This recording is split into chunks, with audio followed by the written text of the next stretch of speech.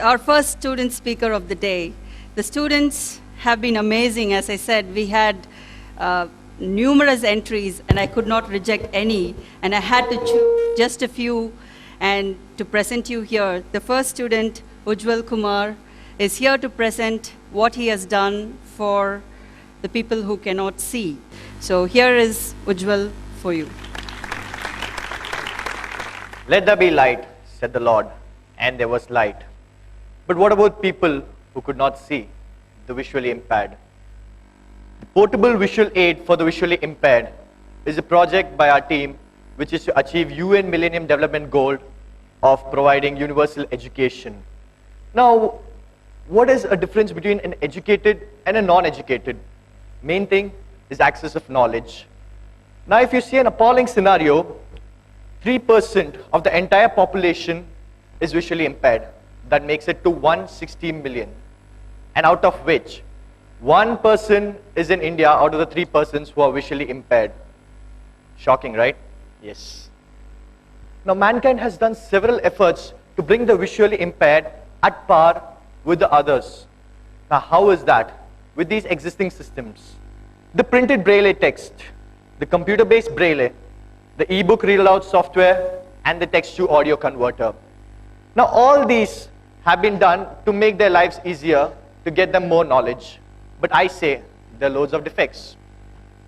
I am a student. I want to read Harry Potter. What do? I don't get a printed braille text.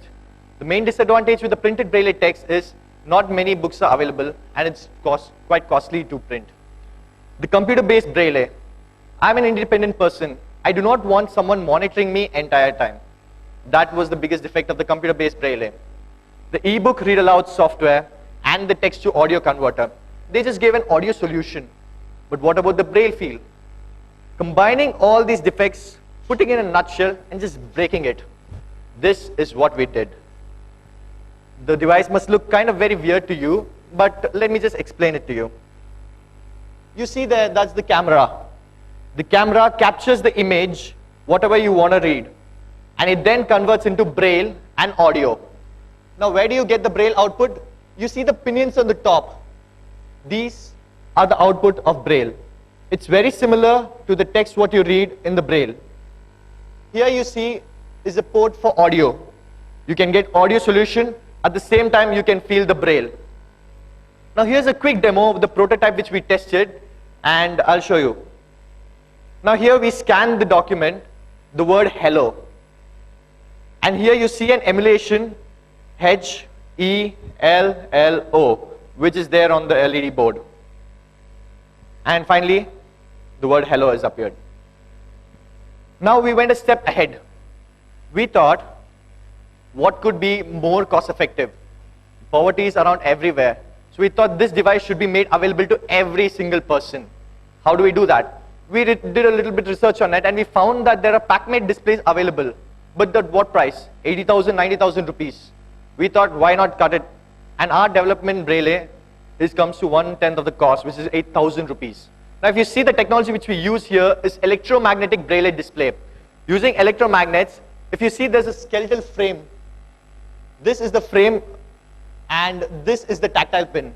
The tactile pin moves up and down when you scan it and you keep your hands. So it is automatic. You read a line, you keep your fingers, it moves up and down so you can feel the braille, and then it goes off to the next line. And at the same time, you get an audio solution. This is a small effort which we did so that we could achieve universal education. Thank you. So I guess the question for you, Ujjwal, is what do you want to be when you grow up? I want to be an entrepreneur. Entrepreneur? Yes, that's my dream. At the same time, I want to do something with my project. I just wanted to go to such a level that this device is made available to every single person who's visually impaired. I read newspaper in the morning. I see these people cannot read newspaper in the morning. I read comics. I read Harry Potter. They cannot do that. I want them to be at par with us, get everything what we did. Sure. So I think, why did you think of visually impaired people? I mean, there are so many challenges that are there. I mean, I guess you already mentioned a little bit of that, but what drew you close to this cause? What happened was when this Microsoft Imagine Cup came, we had to identify which UN Millennium Development Goal we are addressing. We saw universal education. And then we saw there are many NGOs, many orphanages where they teach you. But what about these people? Who is there to help them? Though there are NGOs and other things available, they're not getting full knowledge.